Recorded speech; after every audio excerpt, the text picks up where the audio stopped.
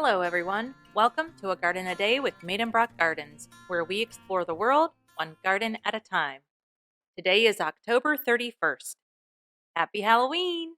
Thanks for joining us today. Our fifth and final ghost story bonus episode will be published later today, so look for that after you listen to this episode. For this garden episode, I'm doing things a little differently, straying slightly away from our usual format. Instead of just one or two gardens, I'm exploring a community, Shooter's Hill, in southeast London, England. The name Shooter's Hill dates back to the Middle Ages when this area was used as hunting grounds, and it was the birthplace of Algernon Blackwood, the author of today's spooky tale. Blackwood had a lifelong love of nature, as seen in many of his writings, and I imagine growing up in Shooter's Hill and just a few miles down the road at Crawford Manor House in Bexley nurtured that love in his early years. Shooter's Hill is one of the highest points in London and has a colorful history. It was a popular spot for highwaymen to do their misdeeds, and there was a field there known as Gibbet's Field, where executed criminals were left to hang and rot as a warning to others of their would-be fate should they go the way of the highwaymen. There is a Bronze Age burial mound located at Shooter's Hill, as well as several interesting buildings. There is a Gothic Revival water tower built in 1910, and Severn Castle, a folly built in 1784. There are several woods at Shooter's Hill: Oxley's Wood, Jack Wood, and Castle Wood. Shepherdley's Wood, Eltham Common, and Falconwood Dell make up the Shooter's Hill Woodlands.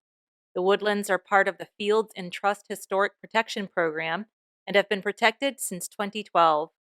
All the woodlands combined total about 190 acres, with some of the areas considered ancient woodland of about 8,000 years old. There are extensive areas of oak and hazel, with ash and silver birch also commonly found within the woods. Bluebells can be seen growing beneath the trees in springtime, and there's a rose garden in Castle Wood. Jack Wood still holds a few remnants of the gardens that once went with the house that is no longer found in the wood, and each of the woodlands holds interesting mysteries. What remains of the former inhabitants of the land when the dwellings no longer stand? Another interesting find at Shooter's Hill is the 89-acre working farm known as Woodlands Farm. The farm was established in the early 1800s and continued until active farming ceased in 1983. The land was presented for development several times, but public outcry saved it each and every time. In 1997, the Woodlands Farm Trust was founded with the purpose to begin farming the property once more. With a 999-year lease, the farm today is an active farm and an education center, as well as a center of conservation and a safe wildlife habitat.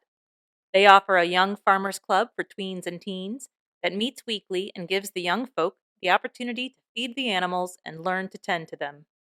They also offer a toddler club during school term that provides free play, as well as structured activities, stories, and songs.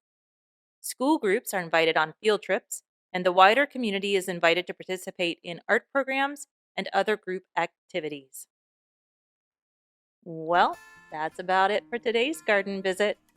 Go trick-or-treating tonight, and join me here tomorrow to find out where we're going next. As a reminder, you can subscribe, like, or follow this podcast at any of the podcast listening places. You can subscribe to our mailing list by visiting our website, agardenaday.com, and clicking on the subscribe button. Thank you for listening today and every day. If all goes well, I'll be right back here tomorrow. See you then.